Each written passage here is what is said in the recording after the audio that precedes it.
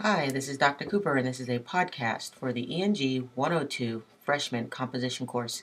Today's podcast is the Week 13 weekly podcast. So, as you can see, we are in the middle of Module 4, and it is time to write a paper again. But the good news is that this is the last paper. So, I want to talk just a little bit about that. Now, you will also be getting back paper 3 this week by Wednesday. So, you will once again work on a rewrite for paper 3 and then start working on paper 4. Now, the key thing to remember about the rewrites and the new paper is that essentially you are writing the same paper. So keep that in mind as you write it. Now, this paper 4 probably is the most interesting of the 4 papers that you did. And what I mean by that is the other 2 papers, paper 2 and paper 3, were actually sections of the paper. Like paper 2 was the beginning of your paper. So the very beginning of the paper that you wrote will be the beginning of the paper for the final paper. And then with paper 3, it actually did come directly after paper 2. But with paper 4, it's a little different. And what I mean by that is you're going to write 2 opposing views and counter arguments in this paper. There's no introduction, no introduction paragraph, no concluding paragraph, unless you want to write a concluding paragraph. But really all I'm looking for is to see your opposing views and counter arguments addressed. Now, when you take this paper, once it's finished, you will actually take it apart. So you have 2 opposing views and counter arguments, and then you will place those opposing views and counter arguments within paper 3. So you don't want for paper 3 and then paper 4 to come at the end. You want to mix it up a little bit. And the reason that is because when you're writing an argumentative essay, you always want to start with your best argument or your second best argument. I've heard second best, but I like to start with my best.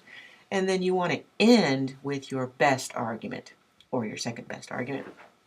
So that means that if you save paper 4 till the end, you're not really placing your best arguments at the end. You're placing your counter arguments. And what you are doing is you're giving the opposition a voice in your paper, which is what you need to do, but you don't want them to end with your voice. Now, you do get to come back with a counter argument, but generally the counter arguments aren't as strong as your best argument.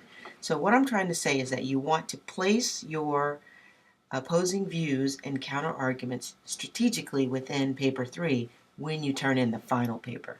Okay? But for just paper 4, all I want to see are the opposing views, counter arguments. I want you to be clear to name the opposition, state their objection, and then explain briefly what that objection is.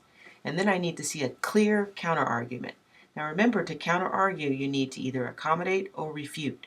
So by accommodating, you are saying, yes, that's true, but, and then you come up with your counter argument. But if you are refuting, you will say, no, that's not true, and here's why. And then you have your counter argument. So these transitions are very important in this part of the paper.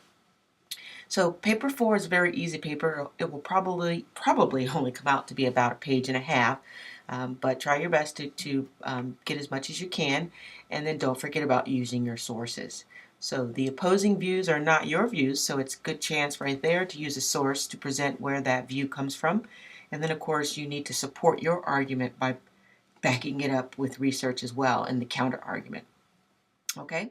So again, week 13, we're working on paper 4, and then we also have another research prospectus. So for paper 4, before you get started on that, I have a very good lesson for you to watch, and it's called Lesson on Counter Arguments. And on the very first page of that lesson, there was a video on counter arguments, and that video in the lesson doesn't work yet. So instead of trying to fix that, I just went ahead and pasted that video on the week 13 page. So go ahead and listen to the lady talk about counter arguments. I think it's very clear what she's trying to say. Also, there is a handout about opposing views and counter arguments. So lots of information available to help you write this paper. Keep in mind that this is a very important part of the paper, so you don't want to just turn in anything. Okay, so after you finish the lesson and reading the handout, go ahead and click into paper 4 assignment. Again, it's worth 50 points. It should be about a page and a half to 2 pages.